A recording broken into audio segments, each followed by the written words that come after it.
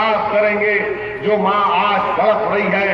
हिंदुस्तान के वजीर आजम, मैं आपसे पूछना चाहता हूं, बताइए, अगर आज आपके दिल में मुस्लिम खवातीन से इंसाफ की आप बात कर रहे हैं, तो भोपाल की जेल से जो 8 लोग कहा गया कि कूद कर भागे, मैं आपको बताना चाहूंगा उसकी हकीकत क्या है मेरे अजीज दोस्तों और बुजुर्गों। क्योंकि जेल जाने का मुझे मौका मिला, मेरे 2 ससुराल हैं,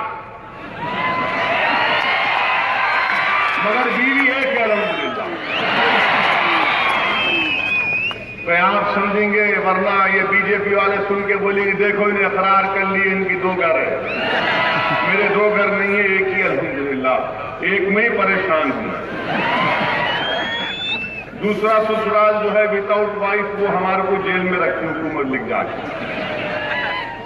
कई मरतबा कांग्रेस, कई मरतबा तेलुगु देशम मुझे अपने मेहमान बनाकर रखे, मैं उनकी मेहमान नवाजी को कबूल भी किया। मगर जब आप जेल को जाते हैं तो जेल में कोई भी अपने पैर पर जूता नहीं पहन सकता, घड़ी नहीं पहन सकता, बेल्ट नहीं लगा सकता। जेल का मैन्यूल है, जेल का कानून है। हम ये पूछना चाहते कि यकीनन अगर वो 8 लोग छोड़ दीजिए, जैसा रहने दीजिए, वो बैठने वाले हो चाचा छोड़ दो, हेलो, आधा घंटा है, कहीं थोड़ा खड़ा रहे तो गर्मी रहती, बैठू ना। 70 साल से बैठ रहे, अब उठने का टाइम है। तब बैठिए मेरे भाई, बिठा, बैठो बैठो बैठो बैठो बैठो, बिठाइए तो राम को, अब बैठना नहीं है। और जो लोग आज खड़े हुए हैं, जो लोग आज खड़े हुए हैं, तो ठहरो भाई,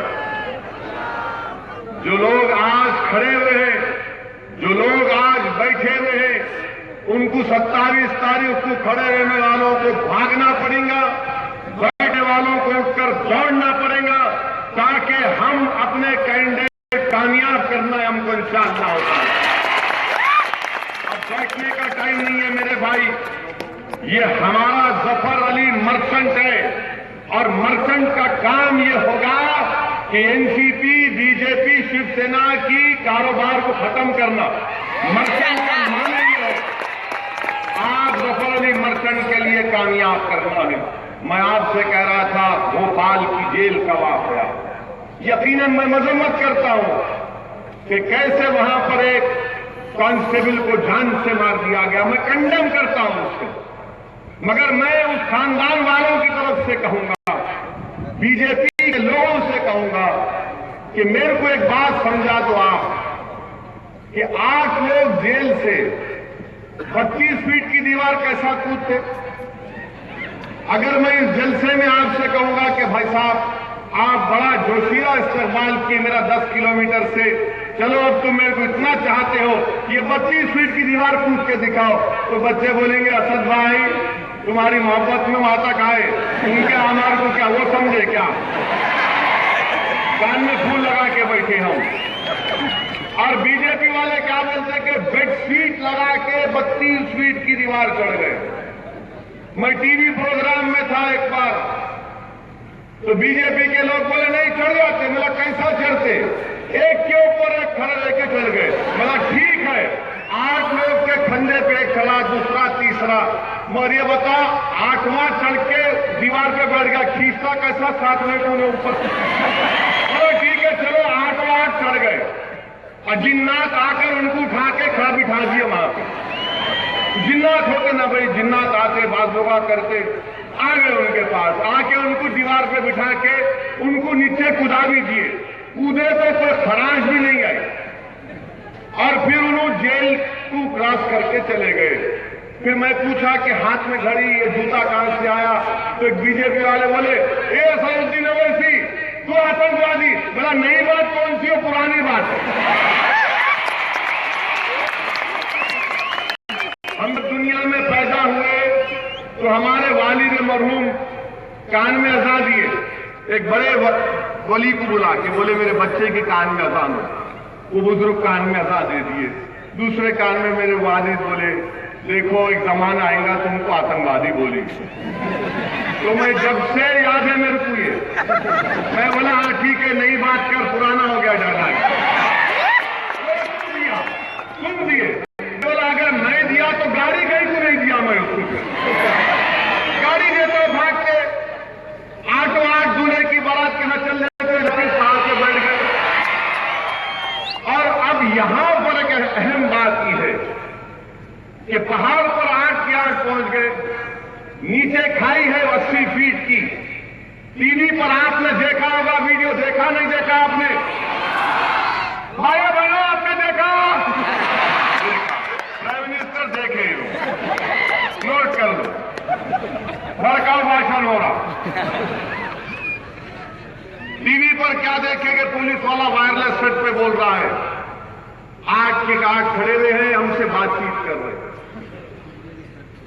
और टीवी पर जब देखने वालों ने देखा, मेरी शायद बीनाई कमजोर है, आप देखें इसलिए इम्तियाज जलील देख के बोले कि उनके पास कोई हथियार नहीं था।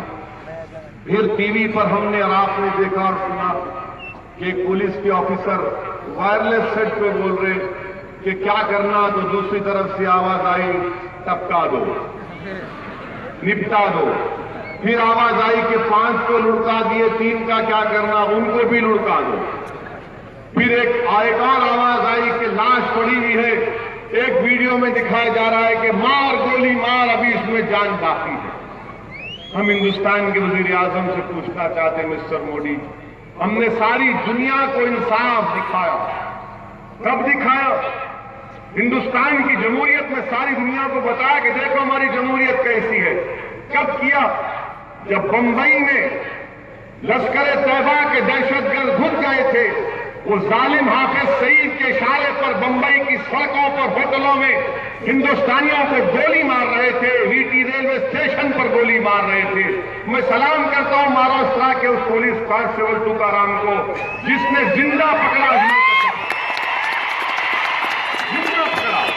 और अजमल कश्यप को हमने पकड़ा, उसको जेल में रखा, केस चलाया, सुप्रीम कोर्ट तक गया और सुप्रीम कोर्ट ने कहा फांसी पे टंगाओ। उसको फांसी पे लटका दिए, कोई भी उसकी तारीफ में एक लफ्ज नहीं बोला। और बंबई के मुसलमानों ने कहा कि ये दहशतगर्द है, इसने हमारे हिंदुस्तानियों का कत्ल किया है, हम उसको कब्रिस्तान में भी दफनाने नहीं देंगे। ये काम किया हमने। अगर ये भोपाल के बच्चे वाकई में अगर इन्होंने जुर्म किया तो जिंदा पकड़ना था, दोबारा केस लगाना था, यूएपीए का, मुको का, जो जो कानून था लगाना था, उनको जेल भिजाना था, फांसी पे टंगा देना था। आप जिंदा पकड़ सकते थे क्योंकि आपको डर था कि कोर्ट में हम एविडेंस साबित नहीं करेंगे, इसलिए आपने गोली मार दी।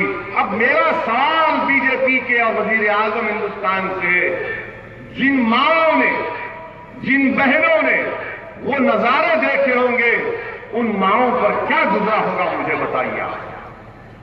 सोचिए थोड़ी देर के लिए कि एक मां बैठकर टीवी पर देख रही है कि ये तो मेरा बेटा है, जिसको 9 महीने मैंने पेट में रखा, आज उसकी लाश पड़ी हुई है, तो कहने वाला कह रहा है कि मार, अभी इसमें जिंदगी की सांसें बाकी है, मार। उस मां का कलेजा मुंह को नहीं आया तो क्या होगा? हिंदुस्तान के वजीर आजम आप बोल तो रहे, मगर आपकी पार्टी हुकूमत क्या कर रही है कि आप उनको मार रहे हैं।